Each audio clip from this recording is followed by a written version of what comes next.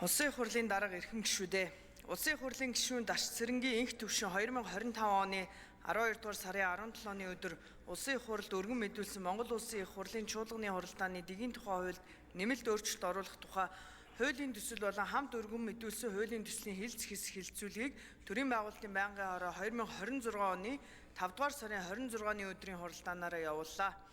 Хууль санаачлагч үндсэн хуулийн 20 дугаар зүйлд Монгол Улсын их хурал бол төрийн эрх барих дээд байгууллага мөн гэж 23 дугаар зүйлийн 1-д Улсын их хурлын гишүүн бол ард түмний элч мөн бөгөөд нийт иргэн улсын ашиг сонирхлыг эрхэмлэн баримтлана гэж тус заасны дагуу Улсын их хурлын чуулганы хуралдааны хилцүүлэг түүний үр дүн төлөөллийн бүрэн эрхийг хэрэгжүүлж буй гишүүдийн саналыг иргэдэд ил тод нээлттэй мэдээлж байх нь төрийн үүрэг мөн гэж үзсэн тул төсөлд хууль тогтоолын төслийн хэлц хэсэг болон эцсийн хилцүүлгийн санал хураалтын дүн гишүүн бүрийн саналыг тухайн өдөр нь товч мэдээлэл хэлбэрээр цахим хуудасд байршуулан санал хураалтын ил тод нээлттэй байдлыг хангах төсөл боловсруулсан байна.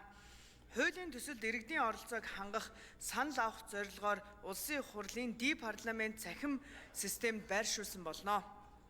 Байнгын орооны хуралдаанаар хуулийн төслийг хэлцэх үед Улсын их хурлын гишүүд асуулт асууж үг хэлээгүй болно. Монгол Улсын их хурлын чуулганы хуралдааны дэгийн тухай хуульд нэмэлт өөрчлөлт оруулах тухай хуулийн төсөл болон хамт өргөн мэдүүлсэн Монгол Улсын их хурлын тухай хуульд нэмэлт өөрчлөлт оруулах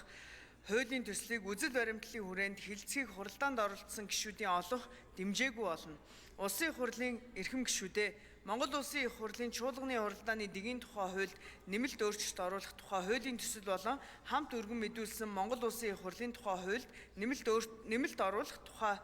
хуулийн төслийн хэлц хэсэг хилцүүлгийг явуулсан талаарх төрийн байгуулалтын байнгын орооны санал дүгнэлтийг хэлэлцэн шийдвэрлэж өгөхийг та бүхнээс хүсье. Анхаарал хандуулсанд баярлалаа.